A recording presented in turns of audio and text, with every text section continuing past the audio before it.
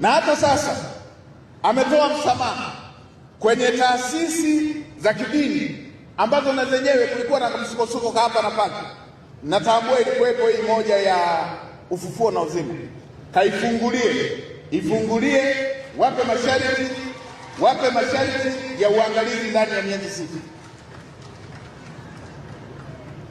Ziandikie taasisi za kidini zote kuzikumbusha miko na mipaka ya ufanyaji kazi sawasawa na sheria na katiba ya nchi yetu na masharti ya usajili waliopewa. Waziri Mkuu Mwigulu Nchemba ametoa maelekezo kuhusiana na taasisi za kidini ambazo zilikuwa zimezuiliwa kuendelea na shughuli zake za kawaida ama huduma zake za kawaida.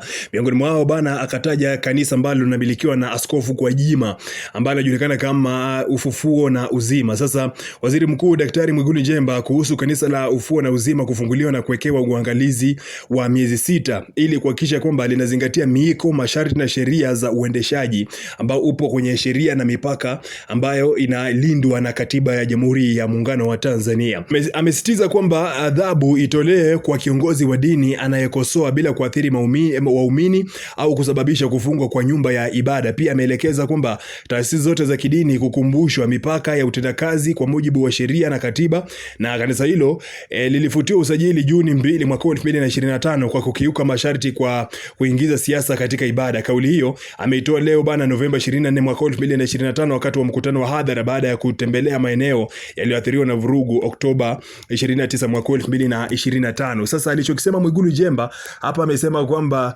kanisa lolote ama taasisi yote ambayo inahusika na masuala ya kidini yasihusishe kabisa masuala ya kidini na masuala ya kisiasa. Lakini pia asema kwamba endapo ndio kiongozi wa taasisi hiyo ya kidini ndio amefanya makosa, basi adhabu itolewe kwa kiongozi tu bila kuathiri utendakazi wa kanisa lote kiujumla. Sasa hapa nadhani kwamba ni masharti mengine mapya ambayo ameyatoa. Lakini pamoja na kanisa la Ufufuo na Uzima kufunguliwa tangu kufungwa kwake mwezi wa 6, anasema kwamba watawekwa chini ya uangalizi. Hii ni kama probation kwa lugha ya Kizungu anasema. Au sio bwana? Sasa anasema kwamba watawekwa chini ya uangalizi kwa miezi 6 waweze kuangaliwa kama watakuwa nafuata miiko, sheria, taratibu ambazo zitakuwa zimewekwa. Lakini pia kiongozi wao ambaye ni Askofu Gwajima ambaye juzi kati nadhani kwamba takriban kama wiki moja alikuwa ametangazwa kwamba na mwenyewe alikuwa anahitajika kuripoti kwenye kituo cha polisi. Alikuwa na sakwa na polisi ili aweze kukamatwa kwa ajili ya kuweza kuhojiwa kuhusiana na masuala ambayo sasa hivi kila mmoja anajua nini ambacho kitakuwa kinaendelea kwenye taifa la Tanzania. Lakini uone vizuri pia nikipata maoni yako kwa kwamba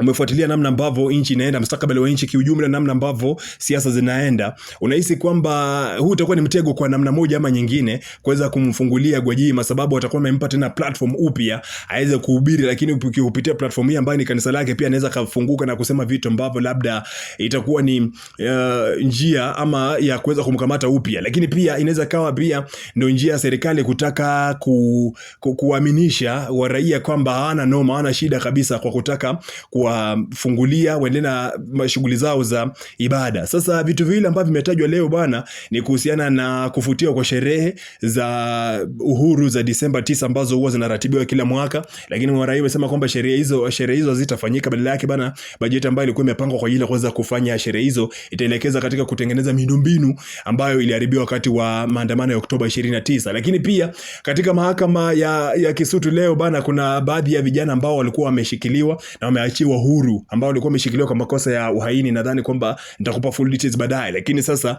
hiyo ni moja kati ya kitu ambacho serikali imekifanya. Sasa hii inaweza kana pia ni mbinu ambayo serikali wanaitumia ili kuweza kuleta maridhiano na kuweza kuleta mwamko mpya kwenye taifa la Tanzania. Sasa sijui maoni yako kuhusiana na hiki. Unaichukuliaje hii kauli ya waziri mkuu ambaye julikana kama Mwigulu Nchemba kwa hiki ambacho amekisema kuhusiana na taasisi za kidini kufunguliwa na watu ambao walikuwa wamezuiliwa kuendelea na shughuli zao za kiibada wafunguliwe waendelee nazo? Nipe maoni yako kwenye uwanja wa comment.